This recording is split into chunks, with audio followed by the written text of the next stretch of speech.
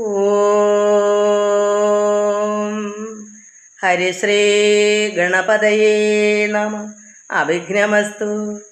ഓം നമോ ഭഗവതേ വാസുദേവായ. ശ്രീകൃഷ്ണ പരമാത്മനേ നമ. രാമായ രാമഭദ്രായ രാമചന്ദ്രായ വേധസേ രഘുനാഥായ നാഥായ സീതായാം പതയേ നമ. സർവ ദൈവമക്കൾക്കും എൻ്റെ വിനിതമായ പ്രണാമം. എല്ലാവർക്കും ശാന്തിയും സമാധാനവും എല്ലാ നന്മകളും ആയുരാരോഗ്യവും എല്ലാം ഉണ്ടാകണമെന്ന് പ്രാർത്ഥിക്കുന്നു. ഓം ലോകാ സമസ്ത സുഖിനോ ഭവന്തു. ഭക്തമക്കളെല്ലാം ഭഗവാനിൽ അർപ്പിക്കുന്നു. എല്ലാവർക്കും ഈ ഓണാഘോഷമൊക്കെ എങ്ങനെ ഇരുന്നു? സന്തോഷമായിരുന്നു എന്ന് വിശ്വസിക്കുന്നു. ഒന്നിൻ്റെയോ അഭിപ്രായങ്ങളൊന്നും വരുന്നില്ലല്ലോ മക്കളെ. നമുക്ക് അയോധ്യാകാന്ഡമാണ് ഇന്ന് വായിക്കാനുള്ളത്. ഹരിശ്രീ ഗണപതയേ നമാവിഘ്നമസ്തു. താർമകൾക്ക് അൻപുള്ള തത്തേ വരികടോ, താമസശീലം അകറ്റേണമാശു നീ. രാമദേവൻ ചരിതാമൃതം ഇന്നിയും ആമോദം ഉൾക്കൊണ്ടു ചൊല്ലു സരസമായി. എങ്കിലോ കേൾപ്പിൻ ചുരുക്കി ഞാൻ ചൊല്ലുവൻ, പങ്കമെല്ലാം അകലും പല ജാതിയും സങ്കടമേതും വരികയുമില്ലല്ലോ പങ്കജനേത്രൻ കഥകൾ കേട്ടിടിനാൽ. ഭഗവാന്റെ പങ്കജനേത്രനായിരിക്കുന്ന ശ്രീരാമ ഭഗവാന്റെ കഥകൾ കേട്ടാൽ എന്ത് വരും? സങ്കടമൊന്നും വരത്തില്ല. പിന്നെയോ കേട്ടാലോ ചുരുക്കി ഞാൻ പറയാം. എന്നാൽ അത് കേട്ടാൽ എന്ത് വരും? പങ്കമെല്ലാം അകലും, എല്ലാ മാലിന്യങ്ങളും പാവങ്ങളും മൊത്തവും അകന്ന് ഏത് ജാതിയാൽ പല ജാതി ആയാലും എന്താർക്കായാലും ഇവിടെ ഭഗവാന്റെ ചരിതങ്ങൾ കഥകൾ നമ്മൾ കേൾക്കുന്തോറും നമ്മുടെ പങ്കമെല്ലാം അകന്നു പോകും. നമ്മുടെ ഉള്ളിലെ അഴുക്കുകൾ, കാമക്രോധങ്ങളായിരിക്കുന്ന അഴുക്കുകളും പാപങ്ങളും മൊത്തം അതാ പങ്കം എന്ന് വെച്ചാൽ മാലിന്യം. എന്താ മാലിന്യം? ഈ ലോക ചിന്തയായിട്ടിരിക്കുന്ന മാലിന്യങ്ങൾ, അസൂയ കുശുമ്പ്, ഇങ്ങനെയുള്ള കുറേ കാര്യങ്ങളുണ്ട്. കാമക്രോധ ലോഭമോഹ മത മാത്സര ഡംബ അഹങ്കാരങ്ങൾ, അസൂയ കുശുമ്പ്, ഇങ്ങനെയുള്ള കുറേ കാര്യങ്ങളൊക്കെ നമ്മുടെ ഉള്ളിൽ ഏതെങ്കിലുമൊക്കെ കാണും. അതെല്ലാം പോയിട്ട് ഭക്തി വർദ്ധിക്കും. ഭഗവാന്റെ ചരിത്രങ്ങൾ കേൾക്കുമ്പോൾ അത് അത്രമാത്രം ആനന്ദകരമാണ്, അത്രമാത്രം അമൃതാണ്. അതങ്ങോട്ട് ഇഴിഞ്ഞിറങ്ങുമ്പോൾ സർവ ശരീര അംഗങ്ങളെല്ലാം നിറഞ്ഞ് എന്താ ഒഴുകുന്നേ, ഇഴിഞ്ഞിറങ്ങുന്നേ? അമൃത്. ആ അമൃത് അങ്ങോട്ട് പാനം ചെയ്യുമ്പോൾ മറ്റതിനോട് ഇരിക്കാൻ ഒഴുക്ക്. കാരണം ഒരു നദിയിൽ വെള്ളം കെട്ടിക്കിടക്കും, ഉണക്ക് കാലത്ത് അഴുക്കുകൊണ്ട് ഇങ്ങനെ നിറടക്കും. പക്ഷെ ഒരു മഴ വരുമ്പോൾ അതെല്ലാം ശുദ്ധീകരിച്ച് ഒഴുകി പോകുന്നത് പോലെ ആ അഴുക്കെല്ലാം അവിടെ നിൽക്കുമോ? പിന്നെ എന്താ, വേറെ വെള്ളം ഇങ്ങനെ വരും, ഒഴുകി വരും. ആ അമൃതാകുന്ന വെള്ളം, നല്ല വെള്ളം, ശുദ്ധവെള്ളം. അപ്പോൾ ഈ അഴുക്കെല്ലാം തേച്ച് മാച്ചു കൊണ്ടങ്ങ് പോകും. കുറേ മണ്ണും അവിടെ എടുത്തുകൊണ്ടങ്ങ് പോകും, കുത്തി ഒലിച്ചു കൊണ്ടുപോകും. അപ്പം പിന്നെ അഴുക്ക് നിൽക്കുമോ? അതുപോലെ ഭഗവത് കഥകൾ, ആ ചരിതങ്ങൾ നമ്മൾ കേൾക്കുന്തോറും നമ്മുടെ ഹൃദയത്തിൽ, നമ്മുടെ ഉള്ളിലിരിക്കുന്ന സർവ്വ മാലിന്യങ്ങളും പങ്കം അതെല്ലാം അകന്നു പോകും. എന്നിട്ട് എന്ത് വരും?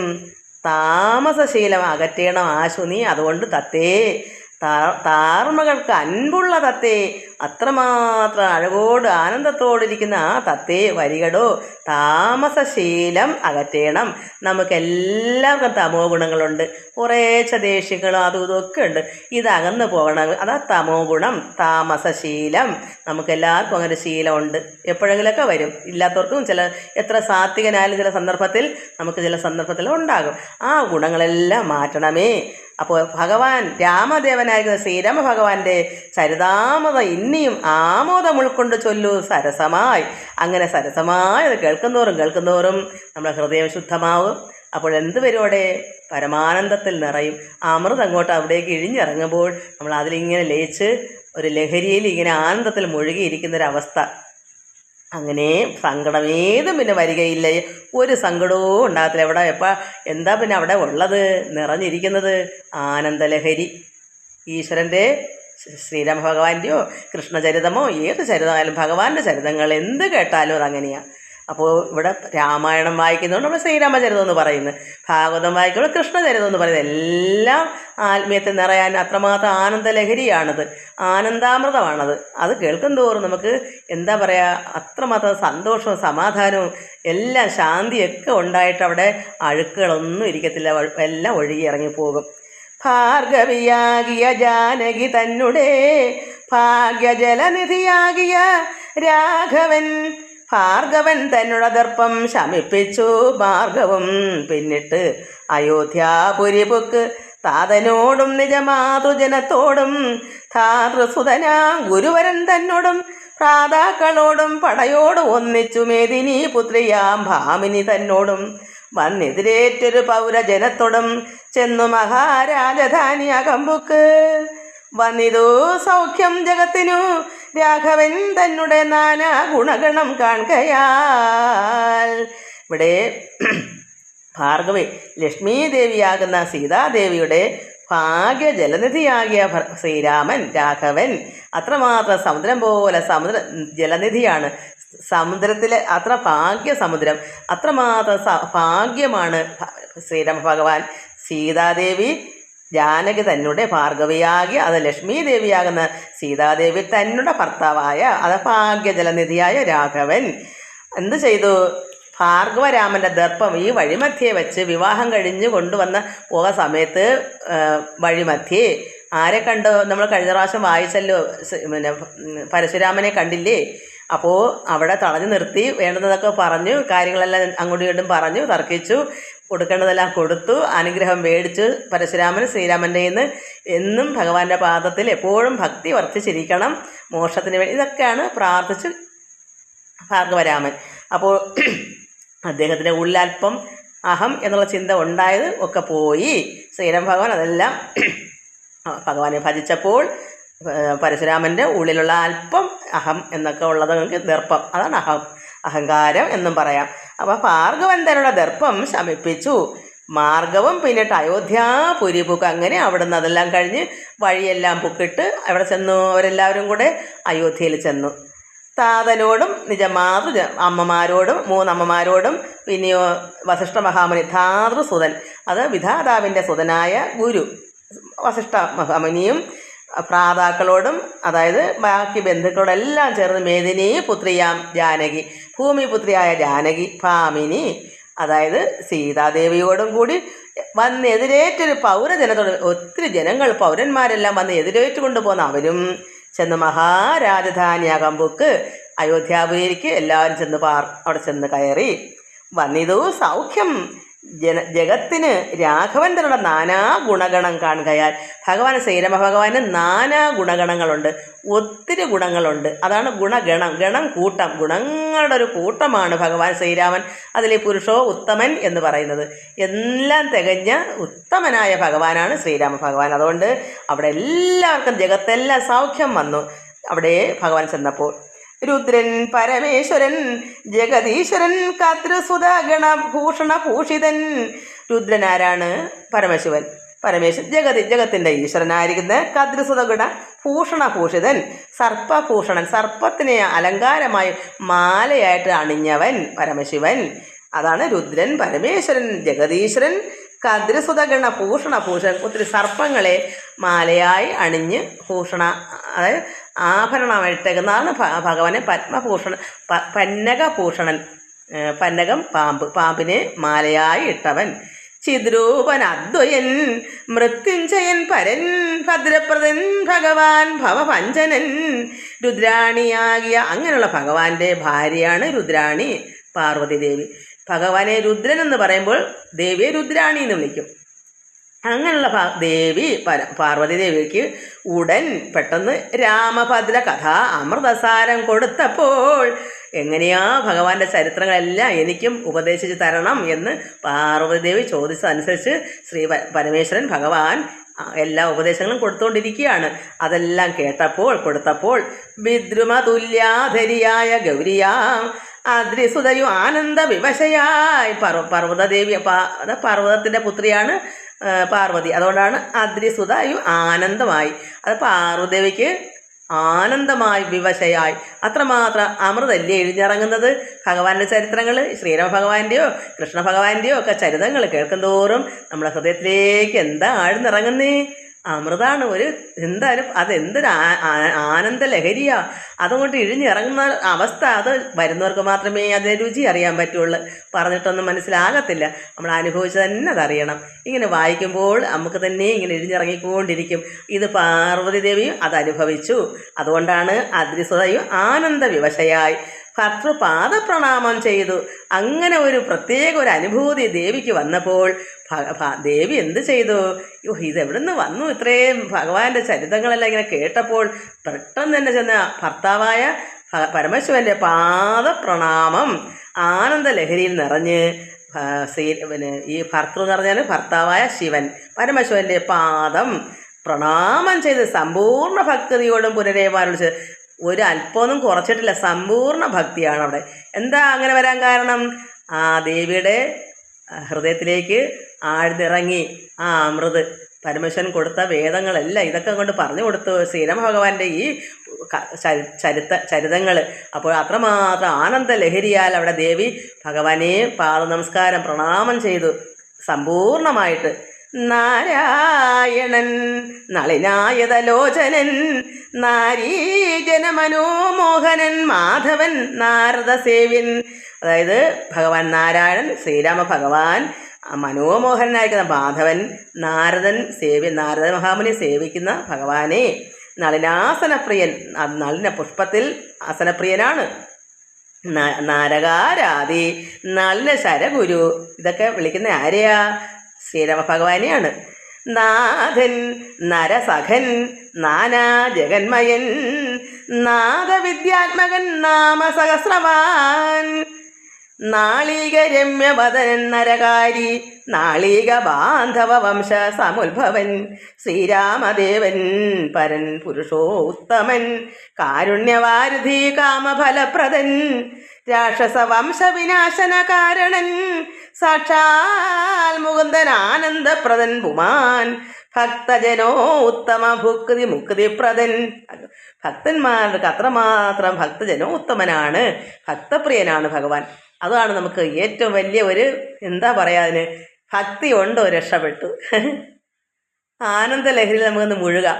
അപ്പോൾ എന്താ അവിടെ ഭഗവാൻ അത്രമാത്രം ഭഗവാൻ ഈശ്വരന് ഭക്തന്മാരുടെ അത്ര പ്രിയ. അതുകൊണ്ട് ഭക്തോത്തമനാണ്, ഭക്തജനോത്തമൻ, ഭക്തജനങ്ങൾക്ക് ഉത്തമനായിരിക്കുന്ന ഭക്തപ്രിയനാണ് ഭഗവാൻ. അതുകൊണ്ട് ആർക്ക് ഭക്തിയുണ്ട് അത് വലിയൊരു ഭാഗ്യമാണെന്നാണ് ഞാൻ പറയുന്നത്. കഴിഞ്ഞ ജന്മങ്ങൾ ചെയ്ത സുഹൃതമുള്ളവർക്കൊക്കെ ഈ ജന്മം നല്ല ഭക്തി വർദ്ധിച്ച് വരിക്കും. അതെന്താ, അതൊരു ഭാഗ്യം തന്നെയാണ്. ഇല്ലാത്തൊരു മനസ്സിലാക്കിക്കോ, ഭക്തി വർദ്ധിക്കാനുള്ള എല്ലാ ഉപായങ്ങളും നോക്കണം. എത്രയും നമ്മൾ ഭാഗവത കീർത്തനങ്ങൾ ചൊല്ലിയും ഭഗവാന്റെ കഥകൾ കേട്ടും വരുമ്പോൾ ഭക്തി വരും. അതിനെ തള്ളിക്കളരുത്, കാലം വെറുതെ കളഞ്ഞുകൂടാ. ഭഗവാനിൽ ഭക്തി വർദ്ധിക്കാനുള്ള എല്ലാ കാര്യങ്ങളും നമ്മൾ നന്നായി ചെയ്യണം, ഇല്ലെങ്കിൽ യാതൊരു അർത്ഥവുമില്ല. എന്തെല്ലാം നേടിയാലും ഭഗവാനിൽ ഭക്തി ഇല്ലാതെ ഒന്നും നടക്കത്തില്ല. എന്ത് ദാനധർമ്മങ്ങളോ തീർത്ഥസ്ഥാനങ്ങൾ എന്തൊക്കെ ചെയ്താലും, യാഗങ്ങൾ ചെയ്താലും, അമ്പലങ്ങളിൽ തീർത്ഥാടനത്തിന് പോയാലും ഭഗവാൻ ഭക്തി കൂടെ ഉണ്ടെങ്കിൽ ശരിയാ, ഇല്ലെങ്കിൽ വെറുതെയാ ഇതൊക്കെ ചെയ്യുന്നത്. അതുകൊണ്ട് ഭക്തി ഉണ്ടെങ്കിൽ അവർ മഹാഭാഗ്യവാനും ഭാഗ്യവതികളാണെന്നാണ് ഞാൻ പറയുന്നത്. ഇതും അങ്ങനെ തന്നെ, ഈ പുരാണങ്ങളെല്ലാത്തിലും അങ്ങനെ കിടക്കുന്നത്. അതുകൊണ്ട് എത്രയും പെട്ടെന്ന് ഭക്തി ഇല്ലാത്തവർക്ക് ഭക്തി ഉണ്ടാകാൻ ശ്രമിക്കണം എന്നാണ് എൻ്റെ അപേക്ഷ. കാരണം അതെങ്ങനെ ഉണ്ടാകും? ഭഗവത് കഥ കേൾക്കുക, സജ്ജന സംഗമം, സജ്ജനങ്ങളുമായിട്ട് സംഗമം ചെയ്യുമ്പോൾ അവരുടെ പ്രാർത്ഥനകളും ഭഗവാന്റെ ചരിതങ്ങളെല്ലാം ഇങ്ങനെ കേൾക്കുക, അല്ലെങ്കിൽ ഇതൊക്കെ വായിച്ച് മനസ്സിലാക്കുക. ഇങ്ങനെ കേട്ട് മനസ്സിലാക്കുക. ഇത് കേട്ടാലും മതി. അങ്ങനെയെല്ലാം ചെയ്യുന്ന സമയത്ത് ഓരോ നിമിഷങ്ങളും ഭക്തി വർദ്ധിച്ചുകൊണ്ടേയിരിക്കും. അതിൽ പരം ഭാഗ്യം വേറെ ഒന്നും തന്നെയില്ല. വലിയ അറിവൊന്നും നേടണമെന്നില്ല. ഈശ്വരൻ ഭക്തി ഉണ്ടെങ്കിൽ മറ്റൊന്നും വേണ്ട. അതുകൊണ്ട് ഭക്തജനോത്തമ ഭുക്തി മുക്തിപ്രദൻ, അങ്ങനെയുള്ളവർക്കെല്ലാം ഭുക്തിയും കൊടുക്കും മുക്തിയും കൊടുക്കും എന്നാണ് പറയുന്നത്. അപ്പോൾ എന്തെങ്കിലും കുഴപ്പമുണ്ടോ? ഭഗവാനിൽ ഭക്തി വർദ്ധിച്ചാൽ ഭുക്തി മുക്തിപ്രദൻ. ഭുക്തി എന്താണ്? നമുക്ക് ഈ ലോകത്ത് എന്താ നമുക്ക് വേണ്ടുന്നത്? നമുക്ക് ആഹാരം മാത്രം പോരാ, സർവ്വ വീടും കൂടും എല്ലാം വേണം. ആഹാരവും വേണം, വസ്ത്രം, എന്തെല്ലാം നീ വേണം. ഇത് മൊത്തവും ഭുക്തി, അതും തരും. മുക്തി തരും. ഭുക്തി മുക്തിപ്രദൻ. അപ്പോൾ ഭഗവാനിൽ ഭക്തി വർദ്ധിക്കുമ്പോൾ ഇതെല്ലാം നേടി വരും. അതിനൊറ്റ ഒരു ഉദാഹരണം ഞാൻ തന്നെയാണ്. അത് മാത്രം വിശ്വസിച്ചാൽ മതി.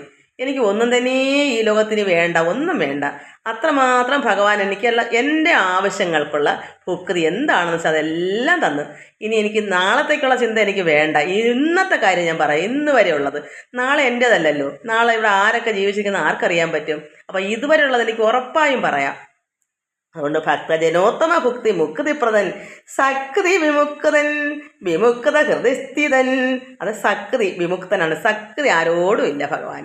നമ്മൾ അങ്ങോട്ടാണ് ചെന്നൊട്ടി പിടിക്കേണ്ടത്. ഭഗവാനോട് നമ്മൾ അങ്ങോട്ട് വേണം പ്രണയം, പ്രേമം, ഭക്തി ഇതെല്ലാം. പക്ഷെ ഭഗവാന്, പരമാത്മാവിന് ആരോടും തന്നെ ഇപ്പം ശ്രീരാമ ഭഗവാൻ ഒരു ശരീരം എടുത്തത് കൊണ്ടാണ് ഇപ്പോൾ ഭാര്യ, അച്ഛനും അമ്മ എന്നൊക്കെ പറയുന്നത്. അത് ശരീരം എടുത്ത് ഭഗവാൻ തന്നെ മായയിൽ ജനിച്ച് അവതാരം എടുത്ത് ശരീരം എടുത്തതിൻ്റെ പേരിൽ. അല്ലെങ്കിൽ അത് യഥാർത്ഥ പരമാത്മാവായതുകൊണ്ട് സക്തി ആരോടും ഇല്ല. സക്തി വിമുക്തനാണ്. സക്തിയായിട്ട് ഒരു ചേർച്ചയില്ല, ആരോടും ഇല്ല. അപ്പോൾ സക്തി വിമുക്തൻ വിമുക്ത ഹൃദയസ്ഥിതൻ വ്യക്തൻ അവ്യക്തൻ അനന്തൻ അനാമയൻ. വ്യക്തനാണ് എന്നാൽ അവ്യക്തനുമാണ്. എങ്ങനെ വ്യക്തനാവുന്നത്? ഇപ്പം ഭഗവാൻ അവതരിച്ചതപ്പം വ്യക്തനായില്ലേ? നമുക്ക് കാണാൻ പറ്റിയ അന്നുള്ളവർക്കൊക്കെ കണ്ടില്ലേ ശ്രീരാമ ഭഗവാനെയും ഭഗവാൻ കൃഷ്ണനെയൊക്കെ?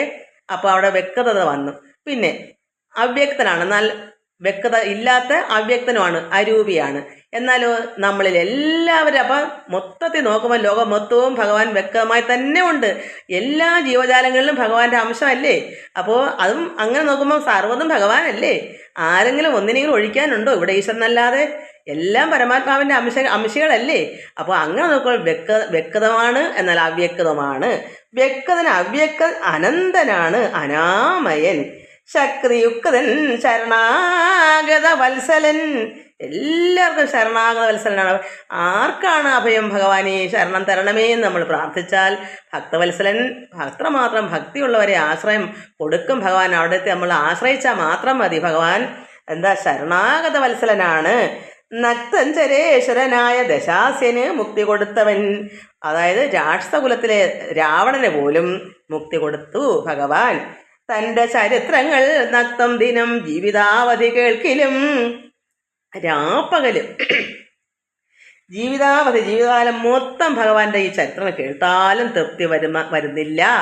ആര് പറയുന്നു? പാർവതീദേവി പറയുക ഭഗവാനോട്, പരമേശ്വരനോട് പറയുന്നു. നക്തം ദിനം രാത്രിയിലും പകലും മുടങ്ങാതെ ഇങ്ങനെ ജീവിതാവധി എവിടം വരെ ഉണ്ടോ ജീവിതകാലം മൊത്തം ഇത് കേട്ടാലും തൃപ്തി വരുന്നില്ല. മമ വേണ്ടിയില്ല മുക്തി ഒന്നും വേണ്ട, ഇത് കേട്ടാൽ മതി. ഭഗവാന്റെ ചരിത്രം കേട്ടാൽ എന്ത് വരും? ഭക്തി ഉണ്ടാവും, ആനന്ദ ലഹരിയിൽ മുഴുകാം. അപ്പോൾ എന്തുവരും? ഇന്നത്തെ കേട്ടിട്ടും പോരാ എന്നാണ് പാർവതീദേവി പറയുന്നത്. തൃപ്തി വരുന്നില്ല എനിക്ക് തൃപ്തി വരുന്നില്ല. വേണ്ടിയില്ല മുക്തിക്കൊന്നും ഒരു മാഹാത്മ്യം ഇവിടെ കാണുന്നില്ല. അത്രമാത്രം എന്താണ് ആനന്ദത്തിൽ ആറാടുവാണ്. അത് അനുഭവിച്ചറിയുന്നവർക്ക് മാത്രമേ അത് അറിയത്തുള്ളൂ. ആ ദേവി, പാർവതീദേവി, ഭഗവാൻ പരമേശ്വരൻ കൊടുക്കുന്ന ഓരോ വാക്കുകൾക്കും ആനന്ദം കൊണ്ട് നിറയുന്നു, വിവശയാകുന്നു. അത്രമാത്രം ഭക്തി വർദ്ധിച്ചു, ഉള്ളിലെല്ലാം ആനന്ദമായി അവർ ലഹരിയിലിരിക്കുന്നു, വിവശയായിരിക്കുന്നു. അതാണ് ദേവി പറയുന്നത്. നക്തം ദിനം ജീവിതാവധി കേൾക്കിലും. ഞാൻ ജീവിതകാലം മൊത്തവും കേട്ടാലും എനിക്ക് മതി എനിക്ക് പോരാ, ഇനിയും കേൾക്കണം. വേണ്ടിയില്ല മുക്തിയും. ഇത്തം ഭഗവതി ഗൗരി മഹേശ്വരി ഭക്രിയാ പരമേശ്വരനോട് ചൊന്നപ്പോൾ മന്ദസ്മിതം ചെയ്തു മന്മഥനാശനൻ. സുന്ദരി കേട്ടുകൊള്ളെന്നരുളി ചെയ്തു. അന്നേരം ഭഗവാൻ പറയുന്നു പോരാന്ന് പറഞ്ഞു. ഭഗവാൻ പരമേശ്വരൻ ദേവിയെടുത്ത് പറയുന്നു, മന്ദസ്മിതം ചെയ്ത് പുഞ്ചിരിയോടുകൂടി നല്ല സ്നേഹത്തോട് ഭഗവാൻ മന്മഥനാശനൻ പറയുന്നു, സുന്ദരി അത്രമാത്രം ദേവി സുന്ദരി കേട്ടുകൊള്ളുക എന്ന് അരുളി ചെയ്തു. പിന്നെ ഇനി കേട്ടോളൂ. എങ്കിൽ ഒരു ദിനം ദാശരഥി രാമൻ, അതായത് ശ്രീരാമൻ ഒരു ദിവസം പങ്കജലോചനൻ ഭക്തപരായണൻ മംഗളദേവത കാമുകൻ രാഘവൻ അങ്കജനാശന വന്ദിതൻ കേശവൻ. ശിവനാൽ വന്ദിക്കപ്പെടുന്നവനാണ് ശ്രീരാമ ഭഗവാൻ. അങ്ങനെ മംഗളദേവത കാമുകൻ രാഘവൻ അങ്കജനാശന വന്ദിതൻ കേശവൻ അങ്കജലീല പൂണ്ട അന്തപുരത്തിങ്കൽ മംഗലഗാത്രിയാം ജാനകി തന്നോടും. അങ്ങനെ ശ്രീരാമ ഭഗവാൻ സീതയോടും കൂടി നീലോൽപലദല ശ്യാമള വിഗ്രഹൻ നീലോൽപലദല ലോല വിലോചനൻ നീലോപലാഭൻ നീലോപലാഭൻ നിരുപമൻ നിർമ്മലൻ. നീലരത്നക്കല്ലിൻ്റെ ശോഭയുള്ളവൻ, നീലോപലാഭൻ നിരുപമൻ നിർമ്മലൻ, നീലകളപ്രിയൻ നിത്യൻ നിരാമയൻ, രത്നാഭരണ വിഭൂഷിതദേഹനായി രത്നം കൊണ്ട് ആഭരണ വിഭൂഷിതദേഹനായി ശ്രീരാമഭഗവാൻ രത്നസിംഹാസനം തന്മേൽ അനാകുലം. അങ്ങനെ സീതാദേവിയായിട്ട് രത്നസിംഹാസനത്തിൽ ഇങ്ങനെ ഇരിക്കുന്നു. തന്മേൽ രത്നസിംഹാസനത്തിൽ തന്മേൽ അനാകുലം രത്നദണ്ഡം പൂണ്ട വെൺചാമരം കൊണ്ട് പത്നിയാൽ ബീജിതനായ അതികോമളൻ. പത്നിയാൽ അതായത് സീതാദേവിയായിട്ട് ബീജിതനായ അതികോമളൻ ബാലനിശാകര ബാലദേശേ ലസന്മാലേയ പങ്കം അലങ്കരിച്ചങ്ങനെ. അമ്പളിക്കല പോലുള്ള നെറ്റിയിൽ ഭാരദേശ ലസന്മാലയ പങ്കം അലങ്കരിച്ചങ്ങനെ ബാല അർക്ക സന്നിഭ കൗസുഭ കന്ധരൻ. അത് ഉദയസൂര്യപ്രഭയുള്ള കൗസുഭം കഴുത്തിൽ അണിഞ്ഞവൻ. അതാണ് ബാല അർക്ക, രാവിലത്തെ സൂര്യൻ, ബാലം കുട്ടി സൂര്യൻ, സന്നിഭ കൗസ്തുഭ കന്ധരൻ. പ്രാലയ ഭാനു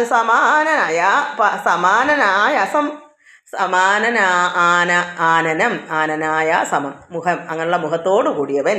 പ്രാലയ ഭാനു ആനനയ സമം, അതായത് എന്താണ്? ചന്ദ്രബിംബ ആനനം, ചന്ദ്രൻ്റെ അതായത് പൂർണ്ണ ചന്ദ്രബിംബം ഉണ്ടല്ലോ, ആ മുഖത്തോടു കൂടിയ ആനനം. ആനനയാ സമം ലീലയാ താമ്പൂല സർവണാദ്യൈരാതിവേലം വിനോദിച്ചിരുന്നരുളുന്നേരം. അങ്ങനെ സന്തോഷമായിട്ടിവിടെ ഭഗവാൻ രത്നസിംഹാസനത്തിൽ ഭാര്യാസമേതമായി ഇങ്ങനെ സന്തോഷിച്ചിരിക്കുന്നു. അപ്പോഴെന്ത് വന്നു? നാരദ രാഘവ സംവാദം. അപ്പോൾ ഭഗവാനെ കാണാൻ നാരദ മഹാമുനി വന്ന കാര്യം, സന്തോഷത്തിൽ രത്നസിംഹാസനത്തിൽ സീതാദേവിയായിട്ട് താമ്പൂല സർവണമൊക്കെ എന്താ അത്?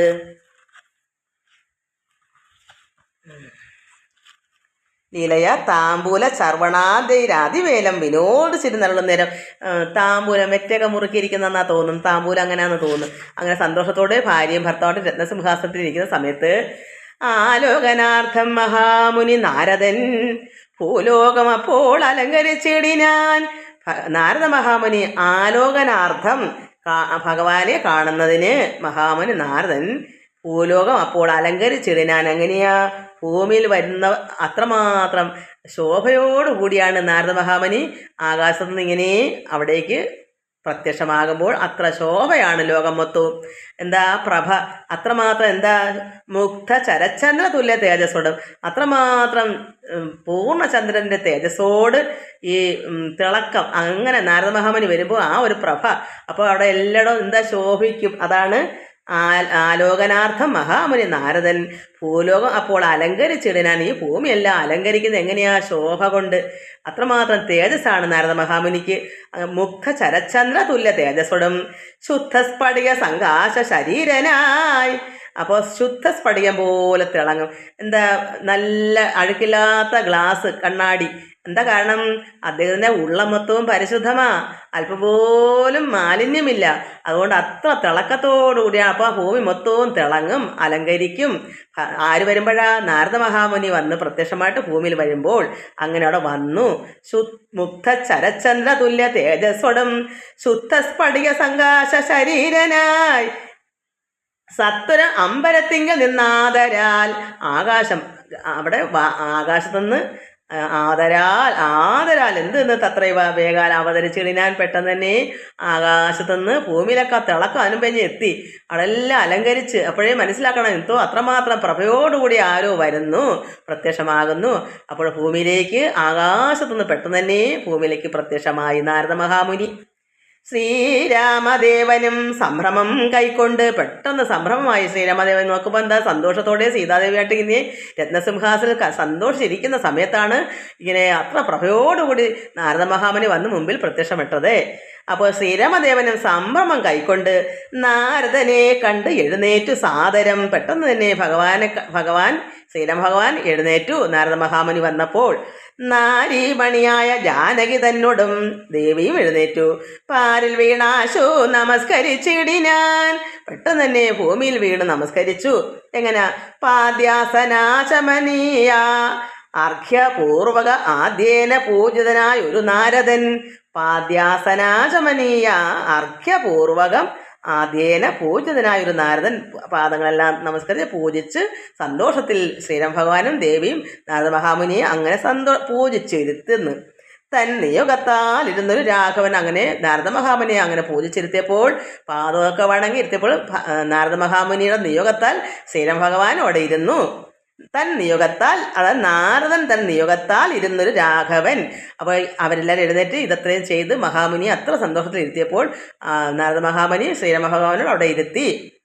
മന്ദസ്മിതം പൂണ്ട് നന്ദിച്ചു സാദരം മന്ദം മുനിവരൻ തന്നോട് അരുൾ ചെയ്തു. വന്ദേ പദം കരുണാനിധേ സാമ്പ്രതം.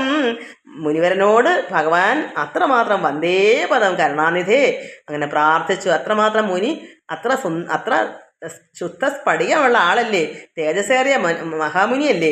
അങ്ങനെ ശ്രീരാം ഭഗവാൻ അത്രത്തോളം ആദരവോടുകൂടി പ്രാർത്ഥിച്ചു. വന്ദേ പദം കരുണാനിധേ സാമ്പ്രതം അങ്ങനെ പാദം പത്മത്തിൽ വന്ദിച്ചു.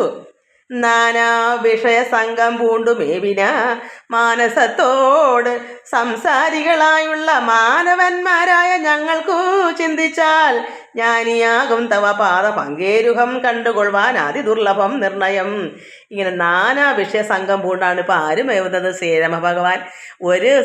ആരോടൊരു സംഘമില്ലാത്ത പരമാത്മാവ്, ആരോടും ഒന്നും ചെയ്യാൻ ഒരു കർമ്മവും ചെയ്യണ്ട, പരമാത്മാവിന് ഒരു കർമ്മവും ഇല്ല. എന്നാൽ ഇവിടെ ശരീരം എടുത്തത് കൊണ്ട് എന്തിനാ കർമ്മം ചെയ്യാനായിട്ട് വന്നതല്ലേ? ജനങ്ങൾക്ക് വേണ്ടി, എല്ലാ ഭക്തന്മാർക്കും വേണ്ടി ഭൂമിദേവിയുടെ കരച്ചിൽ പ്രകാരം, ദേവന്മാരുടെ കരച്ചിൽ പ്രകാരം ഭഗവാനോടെ അവതരിച്ചു.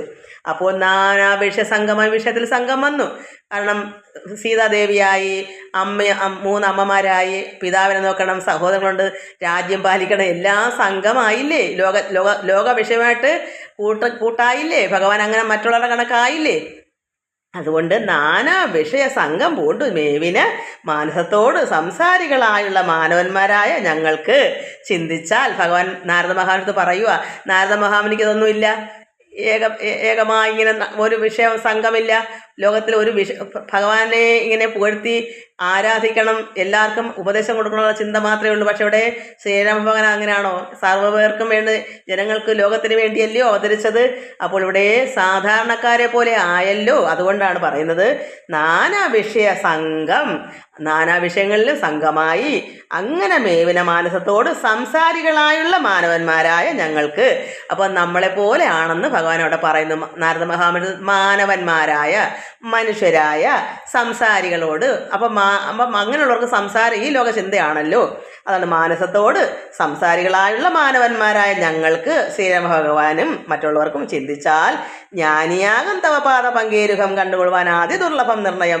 ജ്ഞാനിയായിരിക്കുന്ന ഈ മഹാമുനിയെ കണ്ടുകൊള്ളുവാൻ, അതായത് ഇത്രയും ഇങ്ങനെയുള്ള ഒരു സംഘവും ഇല്ലാതെ ലോകമൊത്തവും പാടി നൃത്തം ചെയ്ത് ആടി നടക്കുന്ന ആ നാരദ മഹാമുനിക്ക് എന്തൊരാനന്ദത്തിൽ നടക്കുന്നു.